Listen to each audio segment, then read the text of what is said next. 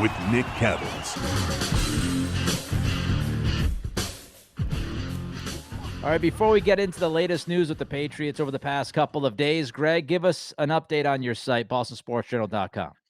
Yeah, so it's been about actually a week tonight, almost a week when we're recording this, that we flipped the switch on the new site. And there were definitely some issues, but for the most part, I think most of them are resolved. Now, the apps do not work. I think most of the people who listen to the podcast are more internet inclined, so they probably have read and my multiple Twitter messages. And also for 2 years, I've been saying not to use the app. So the apps do not work. We will have brand new ones in less than 2 weeks. I actually think it's going to be very soon, but I don't want to get people's hopes up. But I think they are coming sooner rather than later, like within the next 2 weeks. And so you'll be all up on your apps. I know there's some people who love to just press the button and go, and you will be able to do that. But things are coming along. I'm sure there are some still bugs we're working out.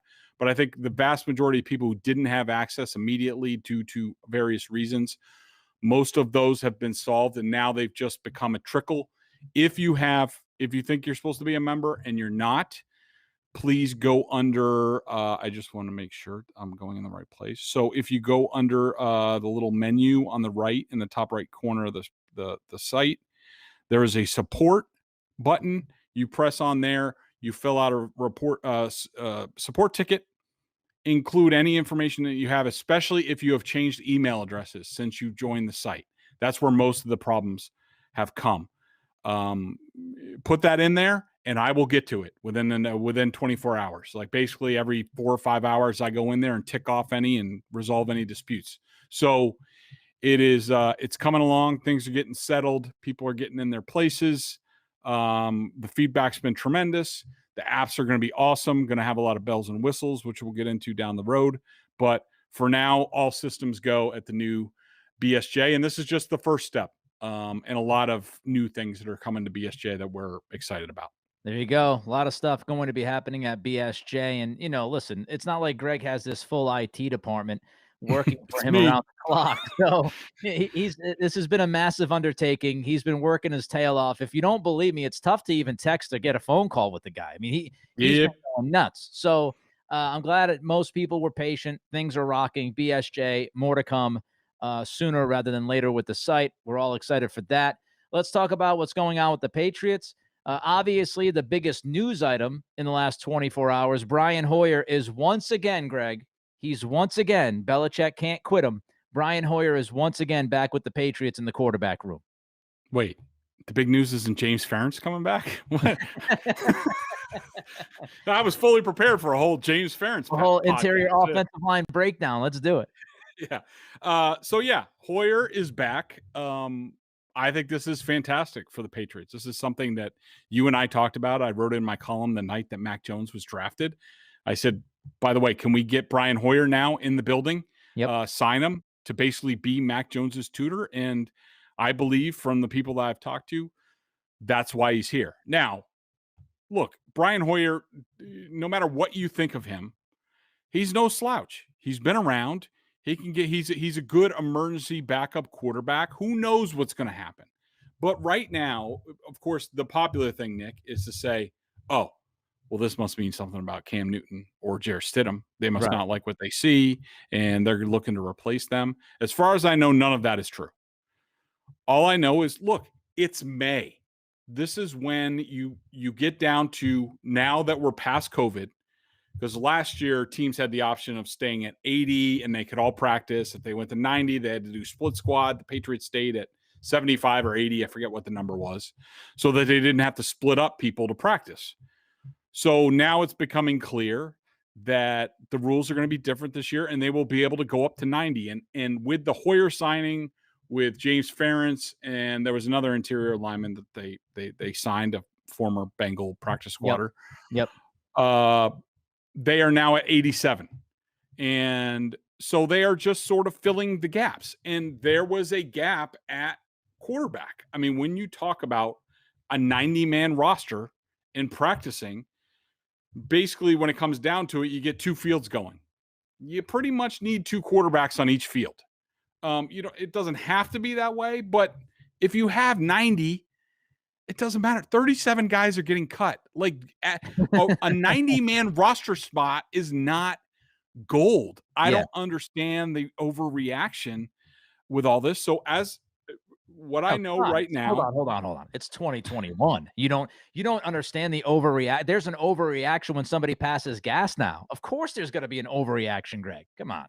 I forgot about fart court and things like that. But yeah, I mean, it's just, it's amazing. It's like every NFL fan, every talk radio host, is like the guy from Memento, where it's like every year it's like they forgot everything else that happened. They forgot about like the Dontrell Inmans and other guys that the Patriots have signed in May, where it didn't matter, and they were just getting bodies for different reasons. And look, Brian Hoyer, I think he talked with the Jets a little bit. He lives locally, and to me, all this speaks to is outside of Josh McDaniels, Tom Brady, and Bill O'Brien, no one else in the world knows the Patriots playbook better than Brian Hoyer. Yep. And so Josh McDaniels is busy. He's the OC. He's sort of the head quarterbacks coach. They do have a new quarterbacks coach. His name is Bo Hardegree. He's basically one of Adam Gase's guys, was with him in Miami, was with him in New York. I think he goes back to Denver. McDaniels might have a little bit of background with him there. So there's a new assistant quarterback coach, but he's never been in the playbook either. So if you step back and you look at it, here's Cam Newton has been in the Patriots playbook for 1 year, and we all know it wasn't much of the Patriots playbook. Right. Yep.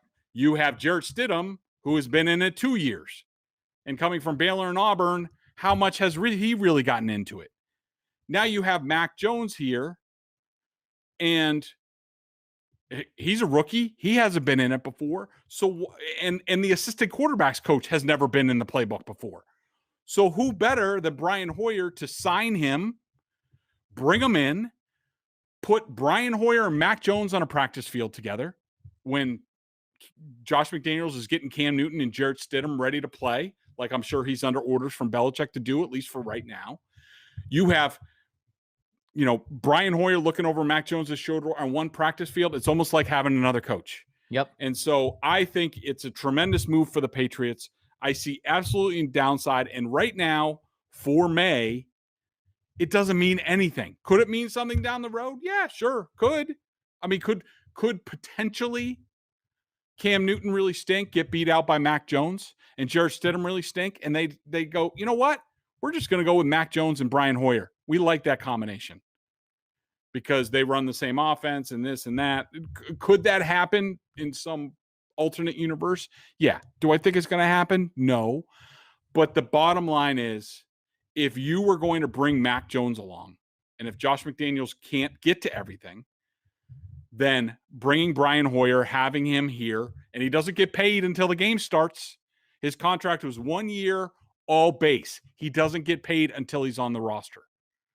So to me, it is a win-win-win all over the place, no lose proposition for the Patriots. And I think it was a great move. It was fortunate that that happened, that he was available. But I think if you want Mac Jones to start at some point this season, having Brian Hoyer here makes that a lot more possible.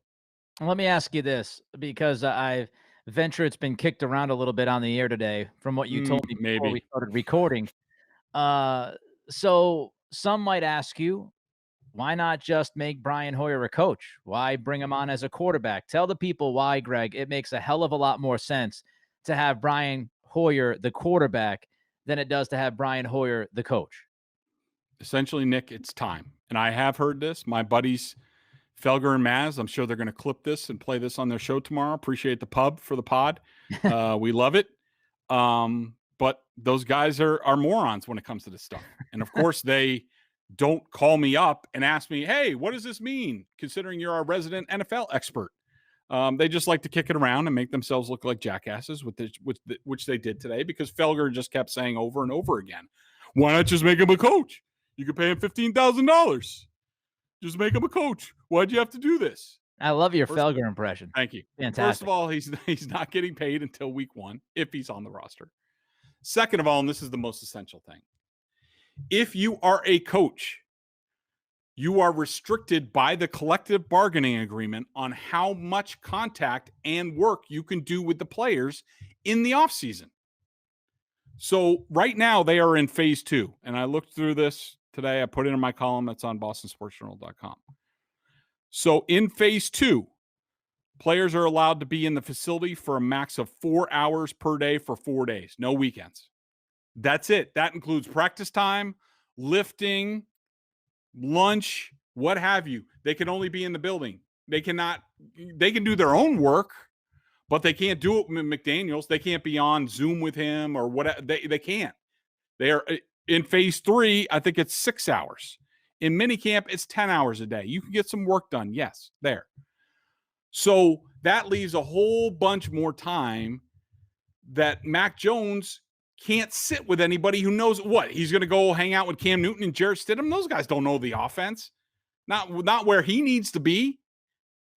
Now, all of a sudden, you bring Brian Hoyer into the building, and now it's, hey, barbecue time over at the Hoyers. Hey, I'm sure Brian's already texted, hey, Mac, come on over Saturday. We'll have a barbecue. Me and you will do like 2 hours before, 2 hours after, film, playbook, anything you want. Come meet the family, all that stuff. By being a player, he can work with Mac Jones as much as he wants. Right. And it's not them circumventing or anything. I just think it's a byproduct of the situation. So if Brian Hoyer was a coach, which he might be down the road, and I would expect him to, I don't know anything. I'm just saying I would expect him to at some point. I think he'd be fabulous at it. I've been in meetings rooms with him getting quizzed by the Texans coaching staffs on film, defensive adjustments with the Patriots playbook. And it's like, you have to have instant recall. You have to have instant adjustments. And I don't think Stidham and Newton are doing that. Brian Hoyer can do that with him. And if you want somebody to spend a lot of time with Brian Hoyer to get him up to speed on what he needs to know, it can't be a coach because they are so limited due to the CBA. Having a player here that knows the playbook makes all the sense in the world. And the Patriots get a greater benefit by Brian Hoyer being a player instead of a coach.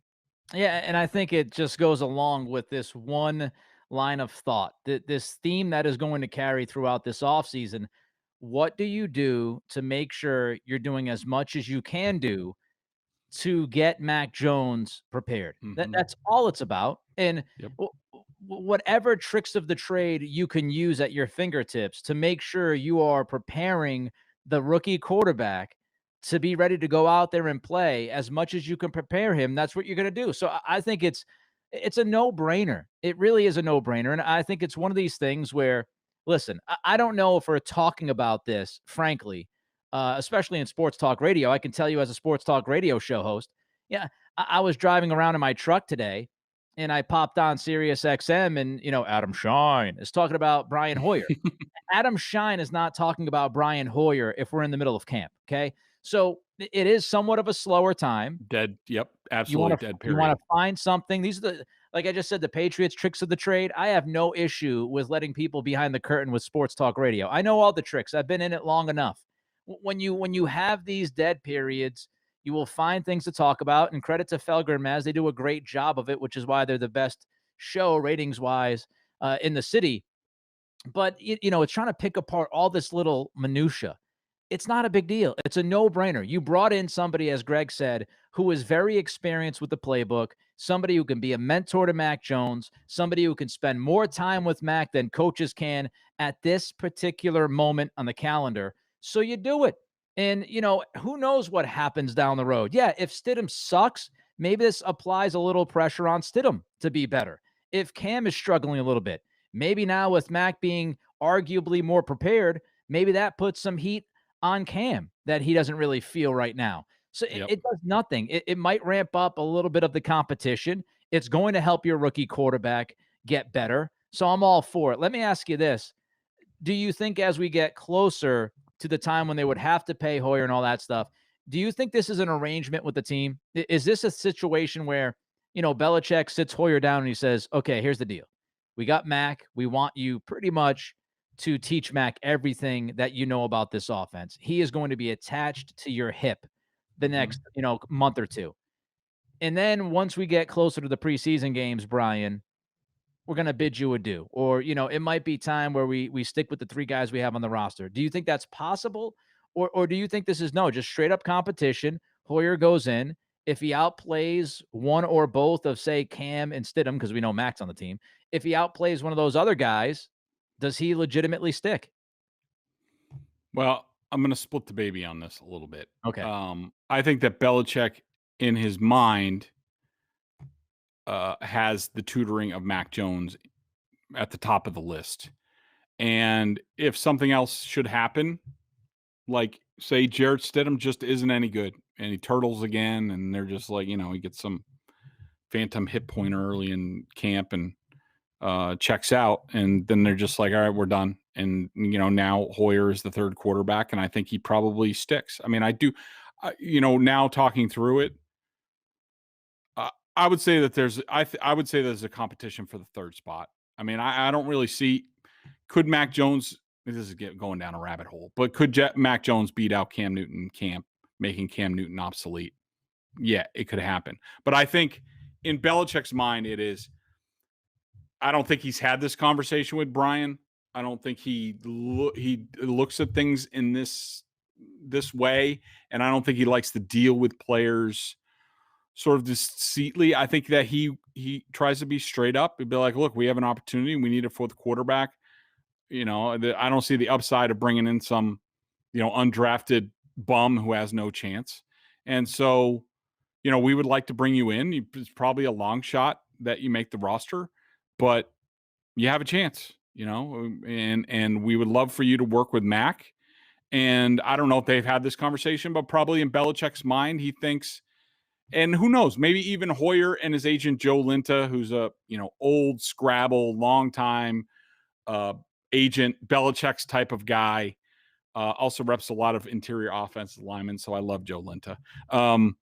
And so I think that, maybe Brian Hoyer and Joe Linta sort of, maybe pushed Belichick a little bit, be like, hey, Brian would love to get into coaching.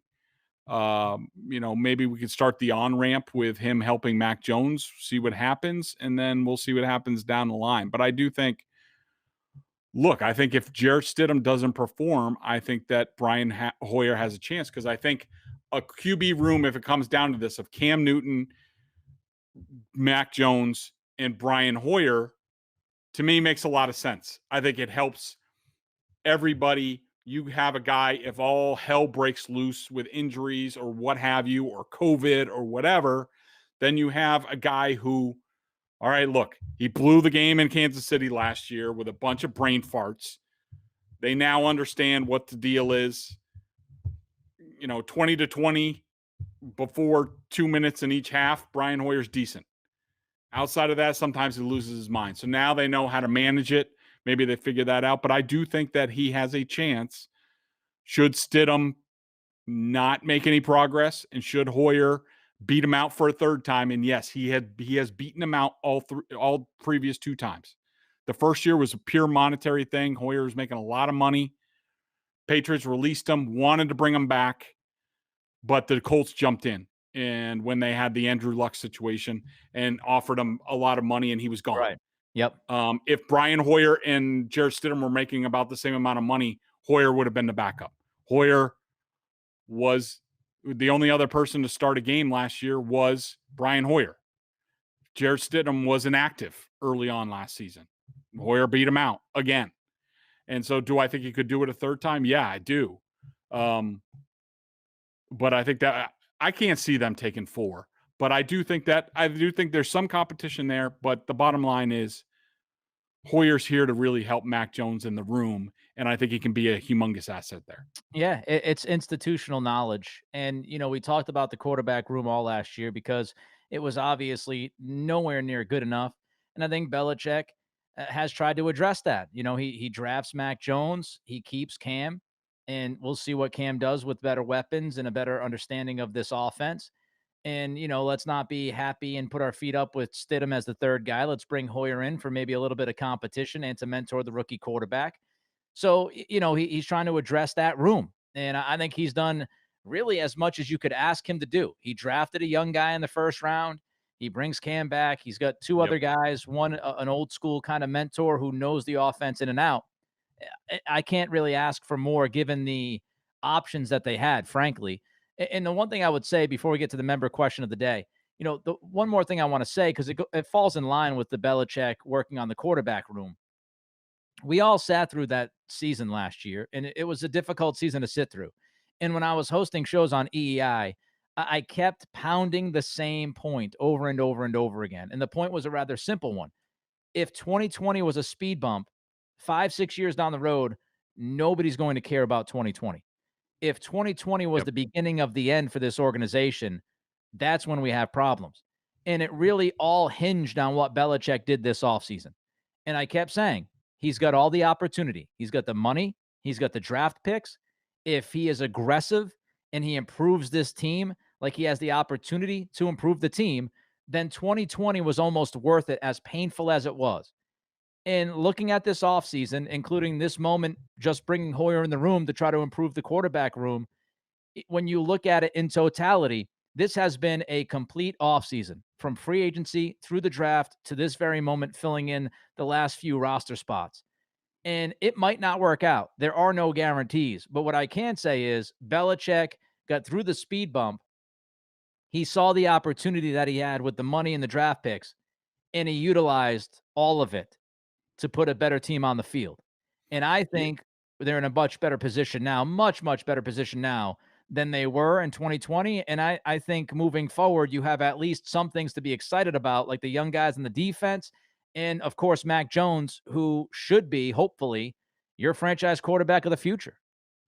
Yeah, Nick, it's a good point, and that's actually related to. I still have another member question, but this just brings up. So I every Friday I do a member chat, and it was a little delayed this week while we were getting. I wanted to get more people on board, but I had an interesting question, and one of the members said, will the biggest? I forget the way he termed it, but will basically the biggest failure of Belichick's coaching career be not retaining Tom Brady. And my thing was, and look, I think that Belichick has a lot of fault, and we've been over it before. I thought Right. that they should have, after the Atlanta Super Bowl, they just should have given him a 5-year contract extension.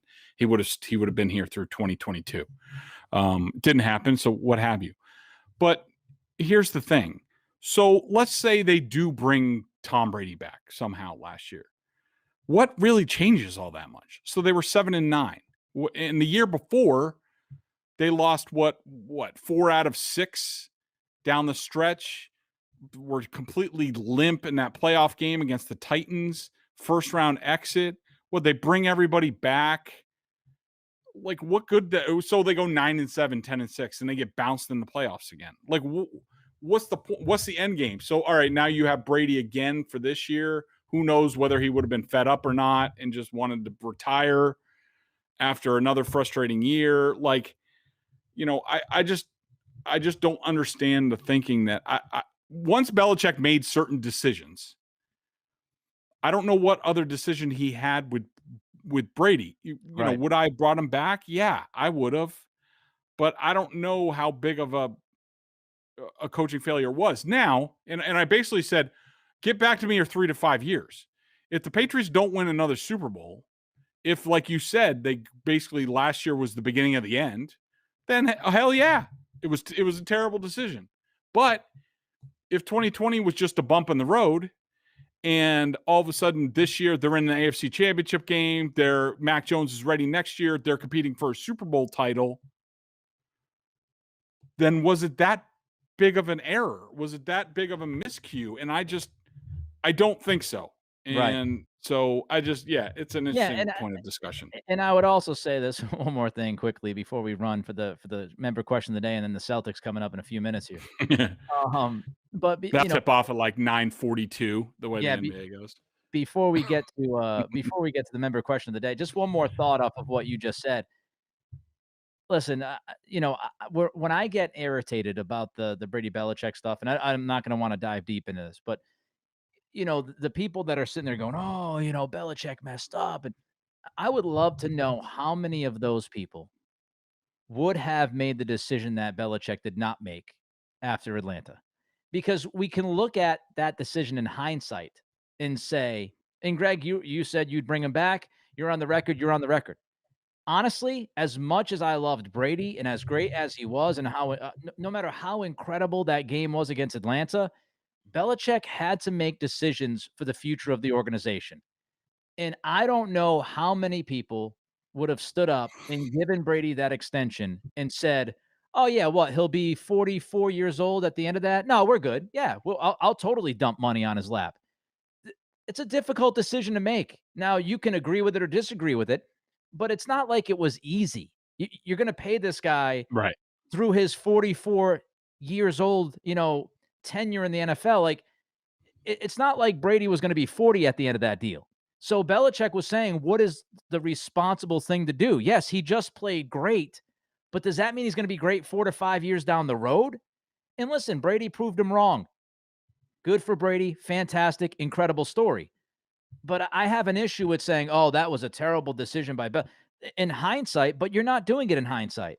These moves are made at that moment. And if you're looking at, "Oh yeah, I'm going to sit here and trust this guy to be my guy until he's 44," that's a significant decision to make, and you've got to have the utter belief. And we know Belichick's a history guy. He's looking back and saying, "How many dudes played this position, as good as Brady just played it when they're 42, 43, 44?" So I still, it ended up being the wrong decision, but I don't blame him for the decision at that time because of how the calendar worked out. All right, let's get to Yep. the BostonSportsJournal.com member question of the day. Annual plan is $39.99. All sorts of good stuff on the brand new website. Of course, you get some excellent content from Greg when we talk Patriots. What is the member question of the day, Greg? So Jackie Treehorn asks, Greg, did any of the practice squad rules changes implemented last year for COVID, specifically being able to sign a few vets with unlimited amounts of experience, carry over into the season? If so, could Hoyer be the kind of player the Patriots look at to fill one of these slots to help with the QB onboarding? Long story short, I'm not sure, and I don't think the NFL has made a decision on this. They don't usually make decisions on this stuff and they don't really need to until training camp starts, or even during training camp, because it really doesn't matter until the 53-man cut down, and then you form practice squads and things like that. I would tend to doubt, with what's going on and how positively things are going with COVID, that they're going to do it. I could tell you that. Well, I don't know. We'll have to see, because I do know the NFLPA and the NFL, they're still negotiating a bunch of stuff, including, I was asking about the Patriots PR department, who led by Stacey James. They're all excellent, of course. I was asking them about the minicamp setup, and I was letting them know that I'm fully vaccinated and all that. And, and they basically said, like, it appears that they're going to be under the same restrictions as last year, which is kind of unbelievable. But I think it's the union just being a pain in the rear. Which, if that's the case, then it's not looking good for training camp. But we'll see what happens. I don't think they made a decision on that. I would tend, the owners don't like to continue that stuff. It costs them money, but the bottom line is, with Hoyer, I think that's part of the reason why it never got done last year, that he was never, released at any point. Even after Kansas City, he was basically buried. As far as I remember, he stayed on the roster for the rest of the year. And it's kind of an insulting move to do that to a veteran who's not going to make that much money. The pay cut, I think you could get in a situation where you ask a guy like Brian Hoyer, "Hey, will you go in the practice squad for $250,000, whatever it is?" I forget what the number is. And he's just like, "No, I'd rather go spend time with my family. Like, what am I going to do that for?" So, look, I think we could get into a situation with Hoyer where he goes through training camp, he does everything, he doesn't ultimately make the roster. Stidham does beat him out. He's number 2, or he's probably number 2, with Mac Jones number 3 to quote unquote start the season. And then at that time, they bring in Brian Hoyer in sort of the Troy Brown, role, where he's helping out at practice and things like that, around the facility, helping, things like that. So I don't I don't foresee Hoyer taking a practice squad spot, even if they do approve those rules, but stranger things have happened. He's Greg. I'm Nick. Everybody enjoy the B's and C's. Unless something big happens here the rest of this week, we're done. We'll be back next week. So if that's the case, also enjoy your weekend. And don't forget, check out the brand spanking new BSJ. Until then, be good.